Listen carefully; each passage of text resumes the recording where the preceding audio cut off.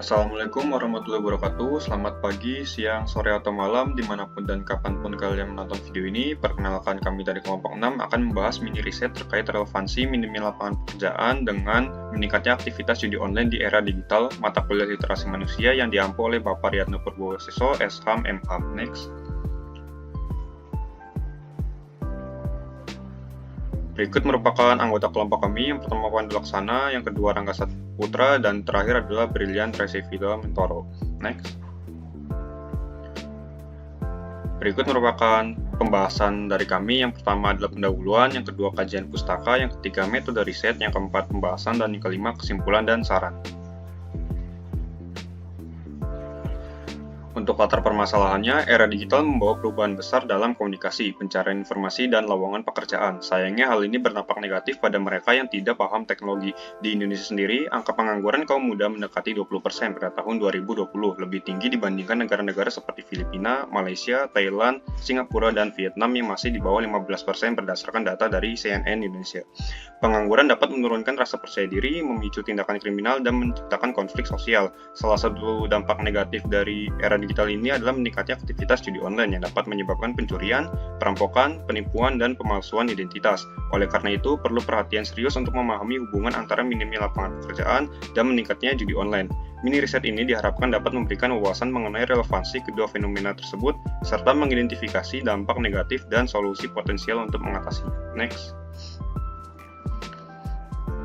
Berikut merupakan paper yang kami jadikan tinjauan pustaka. Yang pertama ada dari Gaha Anggun Mangkudilaga dan kawan-kawan di tahun 2022 dengan judul Dampak Perjudian Online Slot di Kalangan Pemuda Terhadap Semangat Kerja di Kecamatan Cisalak. Dengan tujuan penelitian ini adalah untuk mengetahui faktor yang dapat menyebabkan kecanduan judi online.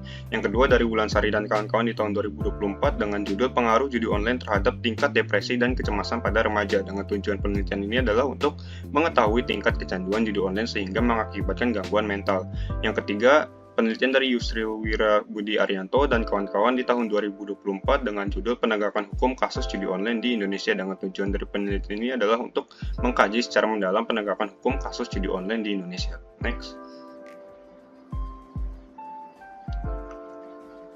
Kami juga mengangkat mini riset ini berdasarkan kasus viral, yakni kasus Gunawan Satbor, dengan kejadian yang berawal dari melakukan live video TikTok hingga mempromosikan situs judi online pada akun TikToknya yang bernama @satbor86. Next. Metode penelitian atau riset. Penelitian ini menggunakan metode studi literatur. Metode ini melibatkan berbagai langkah penting seperti mencari dan mengumpulkan referensi serta menganalisis data, mengevaluasi masalah. Studi literatur adalah salah satu pendekatan penelitian yang digunakan untuk mengumpulkan, menganalisis, dan menginterpretasikan informasi yang terdapat dalam literatur atau sumber tertulis lainnya. Next. Di pembahasan ini itu relevansi minimnya lapangan pekerjaan dengan meningkatnya aktivitas judi online. Ketidakseimbangan antara lowongan pekerjaan dan pelamar serta meningkatnya standar kualifikasi memiliki kontribusi signifikan terhadap meningkatnya jumlah pengangguran. Terlebih maraknya aktivitas judi online yang membuat individu tidak terseleksi tersebut berpikir untuk mencari penghasilan alternatif meskipun cara tersebut ilegal. Hal ini menunjukkan bahwasannya minim lowongan pekerjaan berbanding lurus dengan meningkatnya aktivitas judi online. Next. Judi online berdasarkan hukum di Indonesia. Secara hukum, khususnya di Indonesia, aktivitas judi online sudah tertulis pada pasal 303 KUHP ayat 930 dan UU nomor 11 tahun 2008. Dan juga pada pasal 27 ayat 2 diberikan hukuman 10 tahun penjara atau denda sebesar 25 juta rupiah.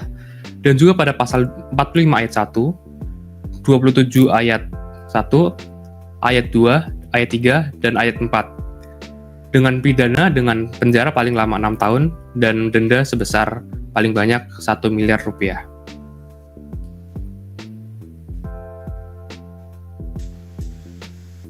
Dampak negatif bermain judi online. Yang pertama, kerugian finansial. Menyebabkan kehilangan uang dengan jumlah besar, banyak orang mengalami kesulitan keuangan akibat kebiasaan berjudi yang tidak terkontrol. Kedua, kecanduan. Memicu kecanduan yang serius. Pengguna sering sekali sulit untuk berhenti dan yang dapat mengganggu kehidupan pribadi sosial, dan pekerjaan mereka. Ketiga, masalah kesehatan mental. Kecanduan judi dapat menyebabkan stres, kecemasan, dan depresi. Pengalaman kehilangan berulang dapat memperburuk kondisi mental seseorang. Yang keempat, resiko penipuan. Meningkatnya resiko penipuan, pengguna dapat kehilangan uang dan data pribadi karena tindakan yang tidak etis dari operator. Next. Dan yang berikutnya adalah solusi menekan aktivitas judi online. Untuk judi online, meskipun dapat menawarkan potensi pendapatan yang cepat, tidak seharusnya dianggap sebagai alternatif pekerjaan atau penstabil ekonomi. Aktivitas ini berisiko tinggi, dapat menyebabkan kerugian finansial yang besar, dan bahkan menciptakan ketergantungan yang cukup merusak. Selain itu, industri judi online seringkali ilegal atau diatur ketat oleh pihak tidak bertanggung jawab. Oleh karena itu, dampaknya negatif terhadap kesehatan mental dan sosial. Sebagai sumber pekerjaan, judi online hanya menawarkan lapangan kerja terbatas dan tidak berkelanjutan, dengan potensi penipuan dan eksploitasi. Solusi untuk menekan aktivitas judi online diantaranya yaitu peningkatan edukasi dan kesadaran diri, yang kedua, penguatan regulasi dan penegakan hukum, tiga, pengembangan teknologi dan pemblokiran, dan keempat, dukungan dan rehabilitas. Nah, di sini ada 3 kesimpulan yang kita dapatkan, yaitu yang pertama, minimnya lapangan pekerjaan terbukti berbanding lurus dengan meningkatnya aktivitas judi online. Hal ini dikarenakan jumlah lapangan pekerjaan yang tidak sebanding dengan jumlah pelamar dan meningkatnya kualifikasi kebutuhan perusahaan yang semakin tinggi. Dan yang kedua, terdapat banyak sekali dampak negatif yang ditimbulkan dari aktivitas judi online, mulai dari dampak material, dampak sosial, dampak keagamaan, dampak prestasi belajar, hingga dampak psikis. Dampak negatif tersebut tentu mengganggu aspek kehidupan seseorang.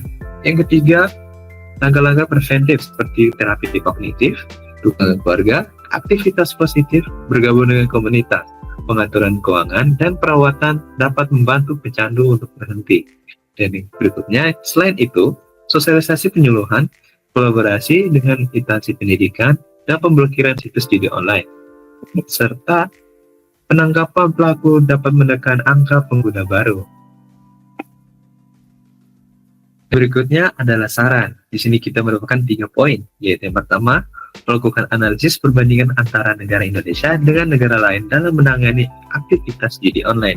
Yang kedua, melakukan analisis terhadap dampak negatif dalam jangka panjang dari aktivitas judi online.